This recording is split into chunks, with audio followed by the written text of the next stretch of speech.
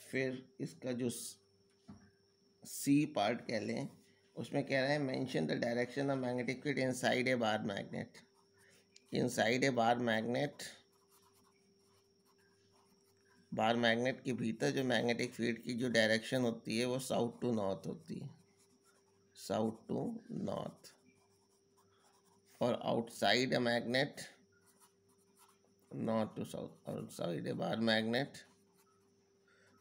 Magnet के बाहर इसकी डायरेक्शन नॉर्थ टू साउथ होती है। ठीक है, ये हाफ ऑफ मार्क्स का हो जाएगा।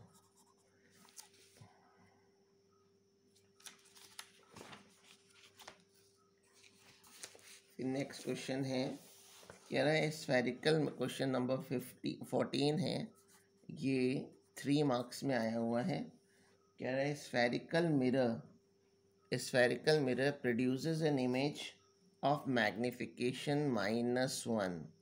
एक स्फेरिकल मिरर से इमेज जो बन रहा है उसका मैग्निफिकेशन -1 दे रखा है on screen place at A distance of 50 centimetre from the mirror.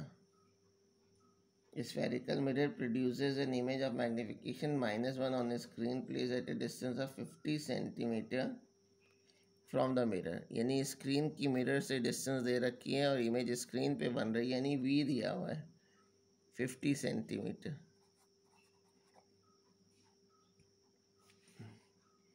तो आपसे क्वेश्चन में कह रहा है right the type of mirror, find the distance of the image from the object, what is the focal length of the mirror and the draw a ray diagram। तो देखिए इसे magnification minus में दे रखी है। माइनस मैग्निफिकेशन का मतलब है कि सिंस, तो फर्स्ट पार्ट कहाँ चलेंगे, since m is negative so image is real and inverted. और 1 बता रहा है कि सेम साइज का बनेगा end of same size.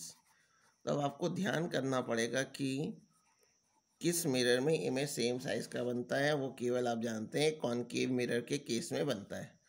Concave mirror के केस में जब ऑब्जेक्ट सेंटर ऑफ कर्वेचर पे रखा होता है, ये पोल हो गया, ये सेंटर ऑफ कर्वेचर है, ये फोकस है।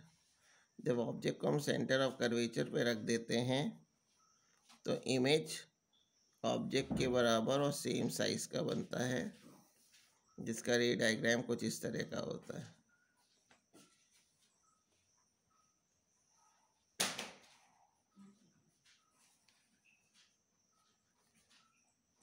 ठीक है, तो ए बी के जस्ट नीचे इसका image A dash B dash बन जाता है। अच्छा, इसके सेकंड पार्ट में डिस्टेंस ऑफ द इमेज पूछ रहा था। तो इमेज की जो डिस्टेंस होगी, स्क्रीन आपने लगा रखा, तो डिस्टेंस ऑफ इमेज हो जाएगी -50 सेंटीमीटर। -50 सेंटीमीटर। और ऑब्जेक्ट की डिस्टेंस भी सेम होगी, क्योंकि सेंटर ऑफ कर्वेचर पे ही इमेज भी बनेगा, सेंटर ऑफ कर्वेचर पे ही ऑब्जेक्ट भी रखा हुआ है। अच्छा, फिर आपसे फोकल लेंथ निकालनी है। तो ये तो थर्ड पार्ट हो गया, ऑब्जेक्ट की डिस्टेंस। फिर फोकल लेंथ निकालनी है। तो मिरर फॉर्मूला यूज़ कर लेंगे, 1/f = 1/v + 1/u। इसमें v की वैल्यू -1/50 रख दिया, u की वैल्यू -1/50 रख दिया, तो ये -2/50। इससे फोकल लेंथ की वैल्यू 25 सेंटीमीटर आ गई। और माइनस साइन बता रहा है कि कॉनकेव मिरर होगा। और डायग्राम बनाना था, तो रे डायग्राम मैंने ऊपर बना दिया है। ठीक है, फिर ये क्वेश्चन नंबर 15 है, जिसमें कह रहे हैं explain giving reason why the sky appears blue to an observer from the surface of the earth. तो अर्थ के सरफेस से स्काई को देखने पर ब्लू क्यों नज़र आता है। देखिए, जो हम लोगों ने रैलीज लॉ ऑफ स्कैटरिंग पढ़ा था, उसमें पढ़ा था कि जो इंटेंसिटी ऑफ स्कैटरिंग होती है, इंटेंसिटी ऑफ स्कैटरिंग वो इन्वर्सली प्रोपोर्शनल होती है 4th पावर ऑफ वेवलेंथ। तो जो ब्लू कलर होती है, ब्लू कलर की जो वेवलेंथ होती है, लैम्बडा ऑफ ब्लू कलर, ये मिनिमम होती है, मिनिमम होती है। और ऊपर वाले रिलेशन से हम देख रहे हैं कि इनवर्स रिलेशन होता है therefore scattering of blue colour light in atmosphere is maximum. और देखा गया है कि जो ब्लू कलर की स्कैटरिंग होती है अबाउट 10 टाइम्स मोर होती है देन रेड कलर लाइट से। ठीक है, जिससे देयरफॉर जो रेज हमारी आईज पे स्कैटरिंग के बाद पहुंचती हैं वो ब्लू ही पहुंचती हैं, इसलिए हमको स्काई ब्लू कलर नजर आता है। That is why sky appears blue. ये अर्थ सरफेस की बात हो गई।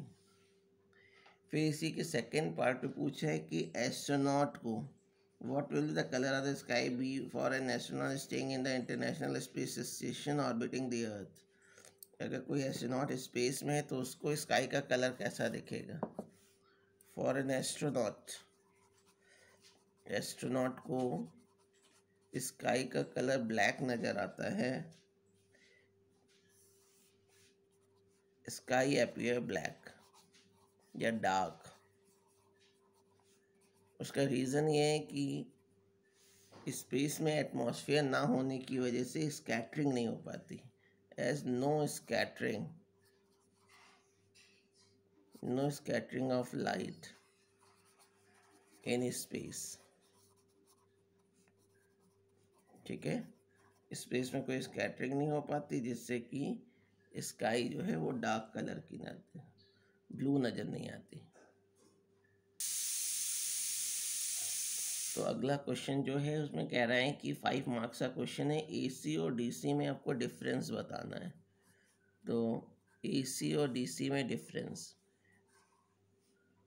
पहली बात तो एसी वैरी करती रहती, it always vary with time. ये टाइम के साथ साथ वैरी करती रहती है, जबकि इट ऑलवेज रिमेन्स कांस्टेंट। जो डीसी होती है वो कंटिन्यूसली चेंज नहीं होती, पहला point.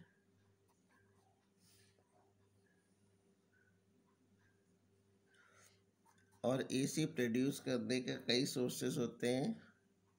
Bye dynamo it can be produced, by generator से भी प्रोड्यूस करते हैं, ट्रांसफार्मर होते हैं, और डायनेमो। जबकि डीसी हम लोगों को मिलती है बैटरी या सेल से। It can be produced by dry cell, battery.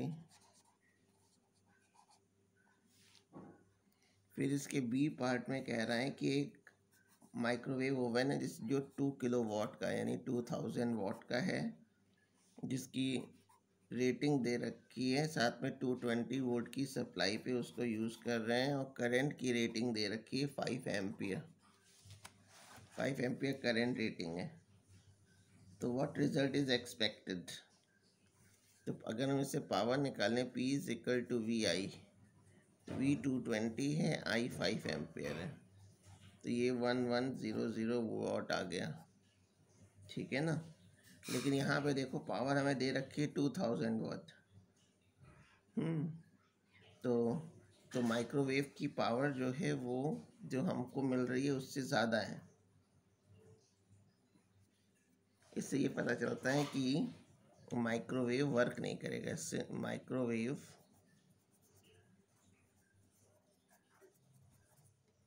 will not work as its power is more than power supplied.